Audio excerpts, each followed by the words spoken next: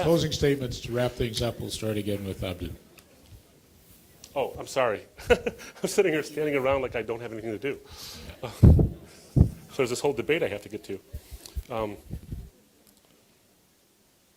Well, friends, I hope you've enjoyed tonight. I know I have. John, this has been very lively and very fun. I'm really glad we got to do it. I think it's been actually interesting and enlightening.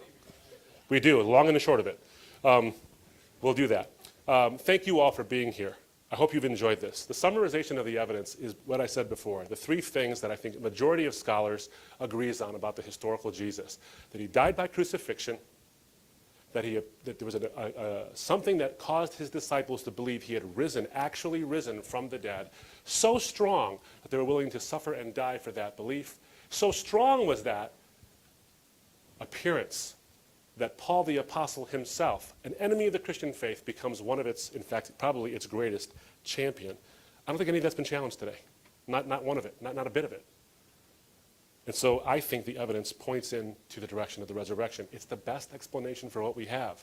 Bart Ehrman's suppositions just aren't good enough. They're unevidenced, as he's admitted, and they just don't explain the evidence that we do, in fact, have. The ending of Mark, just to talk about this very briefly. You know, when you look at the ending of Mark, there's a lot of theories about what happened at the ending of Mark, that it should have gone past the verses that does in fact end on. And let me show you, let me go to this real quick if I could. Let's see, sorry about that, friends. Here we go. At the ending of Mark, you see that Jesus appears, and he doesn't have any sequence after that. He's raised. The tomb, that Jesus is raised. And he says to his women followers, you know, go tell no one. But you see over and over again in Mark that he says, don't go tell no one. But then in Mark 5:37, 9:8, 9:9, 10:18, 13:32, he says, don't do this, but except for this person. Go and do this, go tell this person. So Mark assumes actually that there's going to be a further appearance of Jesus to his disciples. In fact, earlier in Mark, Jesus predicts, I will meet you in Jerusalem. And then he tells the women followers, I'm going to be meeting them in Jerusalem. So the ending of Mark actually assumes that Jesus will be doing more appearances. It assumes it. I happen to believe, and some scholars believe this as well, in fact a large number of scholars believe this, that the ending of Mark was cut off. There probably was more evidence there. Mark just didn't not mention it. Peter just didn't say, well, he rose, end. That's not what happened. The ending was cut off. We've lost that ending. But what we do have in that ending, what do we have? We have Peter saying, he rose. He rose. And the likely conclusion is that those women followers told him that he ran to the tomb, saw it empty, and Jesus appeared to him. The issue of prophecy, without going into more detail about it, I've already responded to that, but frankly, it's irrelevant to my case. I didn't refer to it one time, not once. So he attacked a hill no one's defending.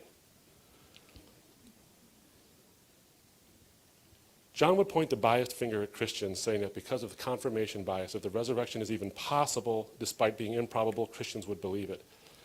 But the fundamental basis for this argument has been this. If any natural explanation is possible to explain the data, we go with that one over any plausible sounding arguments for a miracle. I think that we come with a truly open mind. We could see that a miracle is one of the options. Is there evidence for that miracle? And I think I've shown you the evidence for that miracle. All of us have come to this debate with biases and desires. Some of us came hoping that I would do well, others came hoping that John would do well, others came hoping to find answers. But all of us, even if we say we just want answers, favor one outcome or the other. Let me ask you this question, friends. How different will tomorrow be for you if you came to believe on the strength of this evidence that Christ rose from the dead? It'd be a different day for you, wouldn't it? Of course, if you came to the opposite conclusion, it'd be a different day as well. But if he rose from the dead, that's important. Friends, I was someone who didn't want to believe this. And sometimes we can look for comfort more than truth. C.S. Lewis said, who was once a skeptic himself, says, if you look for truth, you will find comfort. But if you look for comfort, you will find neither comfort nor truth, only soft soap to begin with, and in the end, despair. I think there's plenty of reasons to believe this. When I came to faith in Christ, accepting historicity was going to be a problem. I resisted it for so long. But the evidence compelled me, my mind and my heart. You see, Jesus died and rose from the dead, not in some abstract, maybe funny, like academic way of let's see what happened to some strange Jewish guy 2,000 years ago in some rotten outpost somewhere in the Roman Empire. It has theological significance, friends. It tells you and tells me something. The cross tells you and tells me something. This message isn't relevant to you. You are relevant to God. Because your moral choices matter, and the cross is the statement with an exclamation point. What you do matters. But the resurrection says that he offers you life. The case for the resurrection offers you the assurance that giving your life to Christ is not a blind leap. The evidence tells you it's not a blind leap, but an act of trusting in what God will do for you based on what he's already done. Thank you.